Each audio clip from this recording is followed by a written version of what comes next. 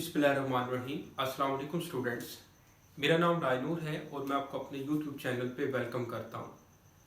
आज के लेक्चर में हम नस्ट एंटी टेस्ट प्रिपरेशन से रिलेटेड एफएलपी नंबर 2 जो है वो डिस्कस करेंगे और इसके क्वेश्चन 61 से 70 तक ये 10 क्वेश्चन हमने डिस्कस करने हैं और ये specially for math portion NEST test के लिए है।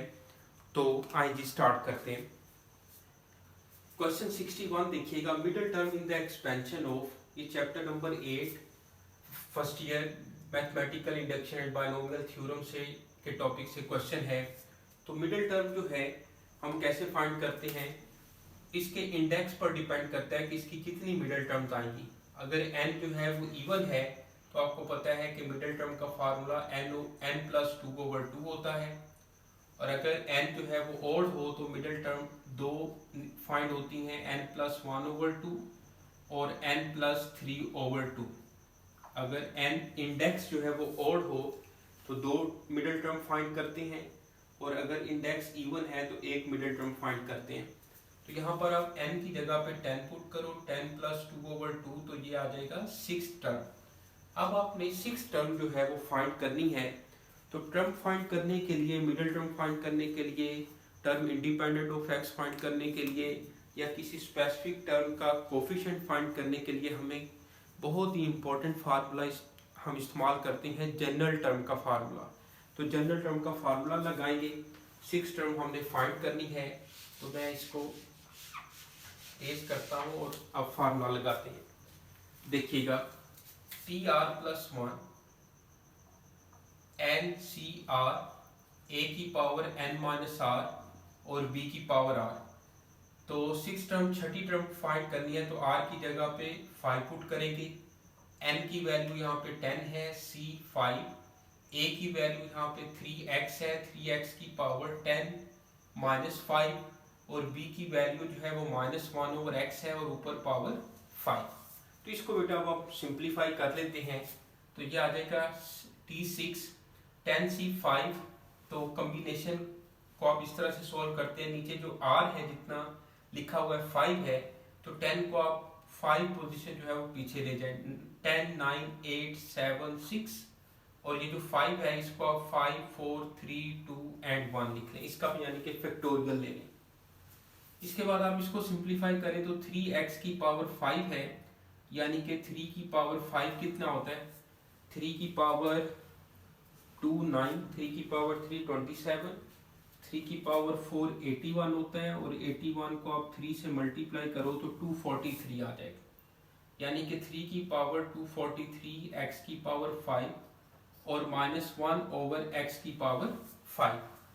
अब देखें, इसको सिंप्लीफाई जब करेंगे तो x की पावर 5 कैंसिल हो गया। बाकी ऑप्शन पे आप देखें तो 3 वैल्यूज प्लस की हैं और एक माइनस की है, इसका ओवरऑल आंसर जो है वो माइनस का आना है। एक तो यहाँ से हमें ये भी पता चल रहा है कि डेल्टा ऑप्शन है, लेकिन ये ज़रूरी नहीं है, ये कोई ट्रिक नहीं है। कोई दो ऑप्शन पे भी, यहाँ पे भी माइनस हो सकता था, यहाँ पे भी माइनस हो सकता था, ओके। लेकिन इस टर्म्स में इनके ऑप्शन से हमें पता चल रहा है कि डेल्टा ऑप्शन आंसर है, लेकिन आपने फिर भी इसको सिंप्लीफाई करना है। 5 2s are 10 और 4 2s are 8 और 3 2s are 6, तो इसको आप मल्टीप्लाई कर लें। 2 2s are 4, 4 9s are 36, 36 को 7 से मल्टीप्लाई करो, 36 multiply by 7, 7 6 are 42, 7 3s are 21 और 4 कितना हुआ 25। अब 252 को आप 243 से मल्टीप्लाई कर लो, ठीक है। 252 को 243 से मल्टीप्लाई करो, 15 और 3 2s are 6 7, 4 2s are 8, 4 5s are 20, 4 2s are 10, 4 2s are 8 और 10, और इसी तरह 2 2s are 4, 2 5s are 10 और 5। तो इसको आप ऐड करो, 3 और 2 1 और 6, यानी कि 6 1 2 3 6 आता है, और ये साथ माइनस भी आएगा, यानी कि इसकी डेल्टा ऑप्शन है। फार्मूला मैंने आपको समझा दिया कि किस तरह से आपने मिडिल टर्म फाइंड करनी है, फिर बाकी कैलकुलेशन है वो आप सिंप्लीफाई कर लें, ओके। तो इसकी जो है डेल्टा ऑप्शन हमारे पास करेक्ट ऑप्शन है।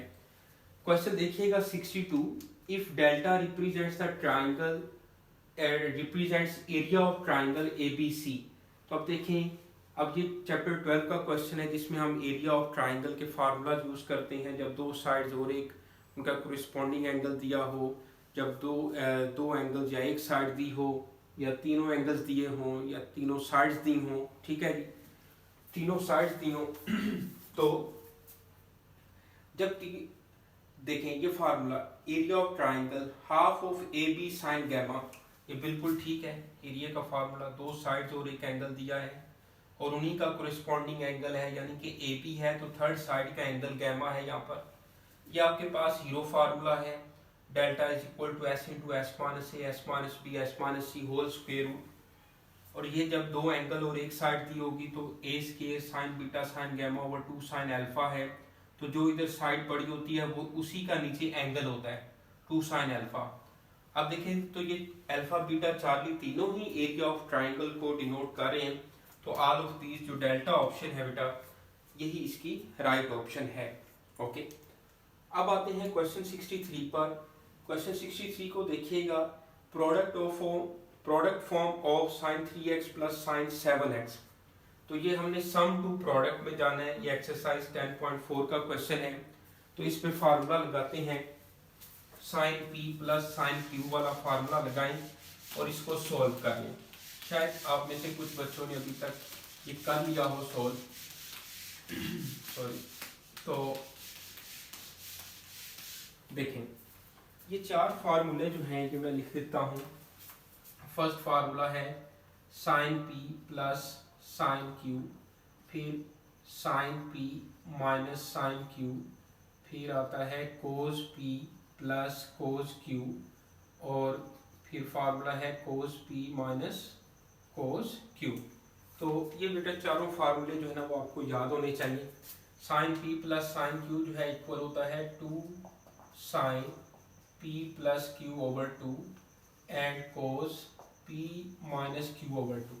Sine p minus sine q जो है ये इक्वल होता है 2 cos p plus q over 2 and sine p minus q over 2। इसके बाद cos p plus cos q जो है ये इक्वल होता है 2 cos p plus q over 2 and cos p minus q over 2। इसके बाद cos p minus cos q है तो ये इक्वल होता है minus 2 sine p minus q over 2 and sine p minus q over 2। तो ये चारों फार्मूले जो है बेटा सम और डिफरेंस टू प्रोडक्ट में ये आपको याद होने चाहिए। ओके, अब देखें इस पर कौन सा फार्मूला लग रहा है, ये फर्स्ट वाला फार्मूला लग रहा है। अब इसमें आप p की जगह पे 3x और q की जगह पे 7x पुट कर दें तो ये आ जाएगा 2 sine 3x plus 7x over 2 cos 3x minus 7x over 2। ये बन जाएगा 2 sign 7x plus 3x 10x divide by 2 किया तो 5x कोस माइनस 7x में से 3x माइनस करो माइनस 4x और माइनस 4x को 2 से डिवाइड करो तो माइनस 2x। अब आपको पता है कि कोस के एंगल में माइनस जो है वो बाहर नहीं आता, कोस और सीकंड के एंगल में जो माइनस पड़ा होता है वो बाहर नहीं आता। तो आप इसको ऐसे लिख सकते हैं 2 sine 5x and cos 2x, 2 sine 5x cos 2x, यानी कि इसकी करेक्ट ऑप्शन है 40। ओके, समझ आ रही है आप लोगों को? ज़्यादा अभी तक मुश्किल क्वेश्चन नहीं है। फर्स्ट क्वेश्चन थोड़ा सा ट्रिकी था, बाकी सेकंड 62 और 63 तो जो है बिल्कुल आसान क्वेश्चन है, बस फार्मूला आपको आना चाहिए। तो अब आते हैं क्वेश्चन 64 पे। Sum of 4 fourth roots of minus 81 is. आपको पता है कि सम ऑफ क्यूब रूट्स हो या सम ऑफ 4 फोर्थ रूट्स हो, दोनों में सम जो है वो 0 ही आता है। ठीक है, ये आपको पता होना चाहिए। तो देखिएगा sum of 4 fourth roots of minus 81, तो इसका आंसर जो है ना वो 0 है। अगर इसका होता product of 4 fourth roots of minus 81 is, तो जब फोर्थ रूट्स का जो प्रोडक्ट होता है उसमें साइन चेंज कर देते हैं। यही एमसीक्यू इस तरह से पूछा जा सकता था, product of 4 fourth roots of minus 81 is, तो फिर इसका आंसर आना था प्लस 81। अब उसने सम पूछा है, sum of 4 fourth roots of minus 81, तो सम जो है बेटा इसका 0 ही आएगा। ओके, इसकी जो रूट्स हैं वो बनेगी वैसे आती हैं +-3 और +-3 आयोटा, यानी कि -3 3 3 आयोटा और -3 आयोटा। अब इस सब को आप ऐड करो, -81 के ये रूट्स आती हैं, तो -3 +3 +3 आयोटा -3 आयोटा, तो ये देखें इनका सम जो है वो 0 आ रहा है। बाकी आप ये चाहे ना भी ऐड करें, ये जस्ट आपको बस बता रहा हूँ। तो बाकी सम जो है चाहे 3 क्यूब रूट्स हो, चाहे 4 रूट्स हो, 4 रूट्स का सम हो किसी भी नंबर का, तो सम जो है वो हमेशा 0 आएगा। अब आते हैं क्वेश्चन 65 पर, ये आप लोगों ने नोट कर लिए होंगे। क्वेश्चन देखिएगा 65, the vectors are parallel perpendicular, सही है, और उसके बाद coincident, neither parallel nor perpendicular. तो यहाँ पर आप देखें तो एक वेक्टर को मैं यू लिख लेता हूँ i-2j + 3k, और दूसरे वेक्टर को मैं v लिख लेता हूँ 3i - 6j एंड -2k। अब देखिए अगर परपेंडिकुलर चेक करना है तो इन दोनों का डॉट प्रोडक्ट देख लेते हैं। डॉट प्रोडक्ट i × 3i 3, क्योंकि i डॉट i 1 होता है, -6 × -2 +12, j डॉट j 1 होता है, फिर -2 × 3 -6, तो देखिए क्या 0 के इक्वल है? नो। 15 - 6 जो है ये 9 आता है, तो ये परपेंडिकुलर नहीं है। अब हम चेक करते हैं कि क्या ये पैरेलल है। पैरेलल के लिए क्या होता है कि जब u और v दो पैरेलल वेक्टर्स हों तो v = kv वेक्टर होता है, और अगर k जो है वो पॉजिटिव हो तो ये सेम डायरेक्शन में होते हैं, k नेगेटिव हो <0 हो तो ये दोनों ऑपोजिट डायरेक्शन में होते हैं, लेकिन होते पैरेलल हैं। तो लेकिन यहाँ पर आप देखें तो इनमें से u में से तो कुछ भी कॉमन नहीं आ रहा, v में से भी कुछ भी कॉमन नहीं आ रहा। अगर यहाँ पर जो है 3 की जगह पे कोई 4 आ जाता या कोई इस तरह से कोई नंबर होता तो फिर कॉमन लिया जा सकता था।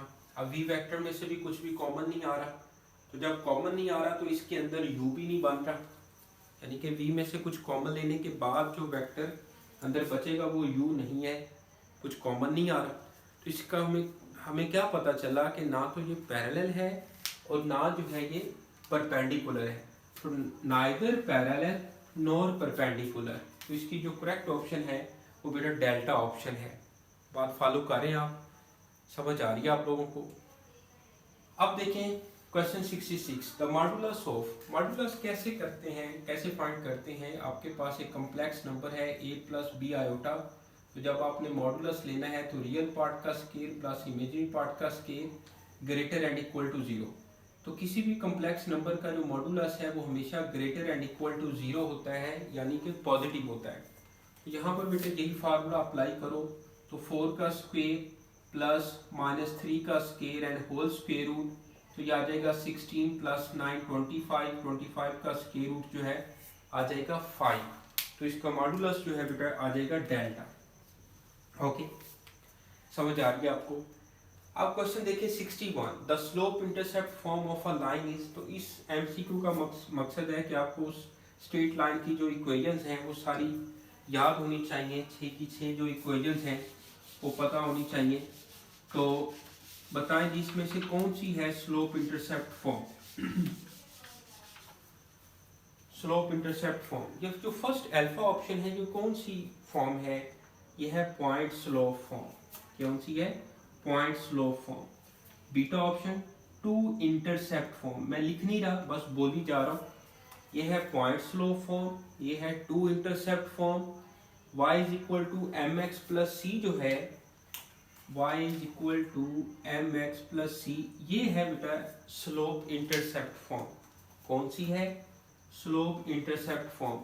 और ये y - y1 / y2 - y1 = x - x1 / x2 - x1, ये है 2 पॉइंट फॉर्म। कौन सी फॉर्म है? 2 पॉइंट फॉर्म। अब 2 फॉर्म और रह गई हैं जिसमें नॉर्मल फॉर्म और सिमेट्रिक फॉर्म है, वो भी आपको याद होनी चाहिए। x cos α + y sin α = p, और उसके बाद एक जो दूसरी वाली है 6 नंबर पे, थोड़ी सी मुझे अब याद नहीं आ रही, उसमें कहीं मैं गलती ना कर लूँ बताने में, तो 6 जो फॉर्म है वो भी आपने याद रखनी है बेटा। ओके, तो वो बल्कि मैं अभी आपको बता देता हूँ 6 फॉर्म, ताकि बात अभी मुकम्मल हो जाए तो अच्छी बात है। तो वो 6 फॉर्म है, सिमेट्रिक फॉर्म होती है, वो है बेटा normal form x cos alpha plus y sine alpha is equal to p है, और जो सिमेट्रिक फॉर्म है वो होती है हमारे पास x minus x one over cos alpha is equal to y minus y one over sine alpha is equal to r, यानी कि symmetric form x minus x one मैं भी याद कर लूँ, तो याद थी बस ऐसे दिन से निकल गई। x minus x one over cos alpha is equal to y minus y one over sine alpha is equal to r, r means कोई भी कांस्टेंट, तो ये सिमेट्रिक फॉर्म है। तो ये 6 की 6 फॉर्म जो है ना वो आपको याद होनी चाहिए। ओके, सिंपल, वो ऐसे ही क्वेश्चन भी पूछ लेता है।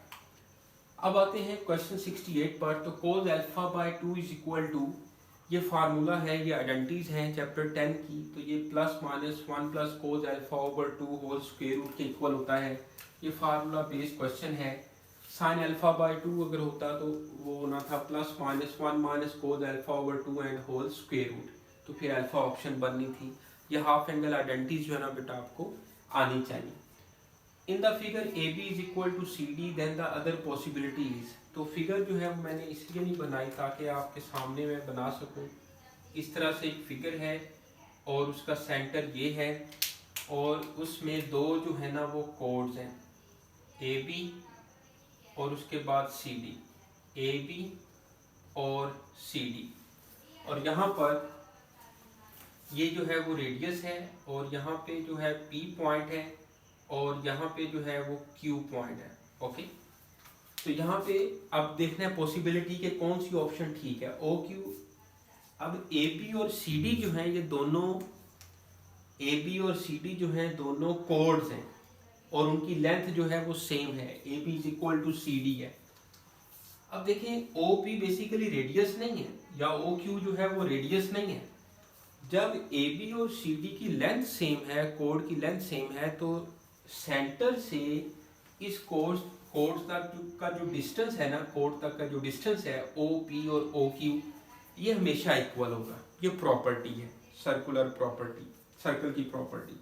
तो यहाँ पे अब आप देखें तो जो अल्फा ऑप्शन है O P is equal to O Q, ये करेक्ट ऑप्शन है। अब B Q is equal to P D, ये जरूरी नहीं है। ओके, और बल्कि शायद हो या ना हो, लेकिन एग्जैक्ट नहीं है। A P is equal to C Q, no, ये भी जरूरी नहीं है। ओके, और ऑल ऑफ दिस नो। तो अल्फा ऑप्शन ओ पी ये फिक्स है कि सेंटर से उस कोड तक का जो डिस्टेंस है ना वो इक्वल होगा अगर कोड की लेंथ जो है वो सेम हो, कोड की लेंथ जो है वो सेम हो, ये प्रॉपर्टी है इसकी। अब आते हैं क्वेश्चन नंबर 70 पर। तो इसमें ए और बी दो वेक्टर्स दिए हुए हैं, और उसमें 3a माइनस 2b की वैल्यू जो है वो हमने फाइंड करनी है। तो देखिएगा इसमें हमारे पास 3a माइनस 2b, तो बस a वेक्टर की वैल्यू इसमें पुट कर दो, आई माइनस जे प्लस के माइनस 2, और b वेक्टर की वैल्यू पुट कर दो 2i प्लस 3j और प्लस के। इसको बेटा अब हम सिंप्लीफाई कर लेते हैं, तो ये आ जाएगा 3i minus 3j plus 3k minus 4i minus 6j and minus 2k। अब लाइक टर्म्स या इकट्ठी लिख लें या डायरेक्ट इस तरह से सोल्व कर लें। 3i माइनस 4i जो है वो माइनस i, माइनस 6j और माइनस 3j जो है वो माइनस 9j, और प्लस 3k और माइनस k जो है आ जाएगा प्लस k। तो i minus 9j plus k कौन सी ऑप्शन है? Right option. तो बीटा ऑप्शन जो है बेटा इसकी राइट ऑप्शन है। ओके, तो इस तरह से ये हमारे 10 क्वेश्चन जो हैं ये कंप्लीट होते हैं बेटा। इसको आप अच्छे से पढ़ें, इसकी प्रैक्टिस करें। नस्ट यूनिवर्सिटी के लिए ये क्वेश्चन बहुत ही इम्पोर्टेंट हैं। ओके, और इसमें कोई प्रॉब्लम हो आप लाजमी मेरे साथ डिस्कस करें, मैं इधर ही हूँ आपको, आपके लिए, आप लोगों के लिए। तो वीडियो अच्छी लगे तो अपने दोस्तों के साथ शेयर करें। सही है, अपना ख्याल रखें, मेहनत करें, और नेक्स्ट वीडियो तक के लिए राय नूर को इजाज़त दें। अल्लाह हाफिज़।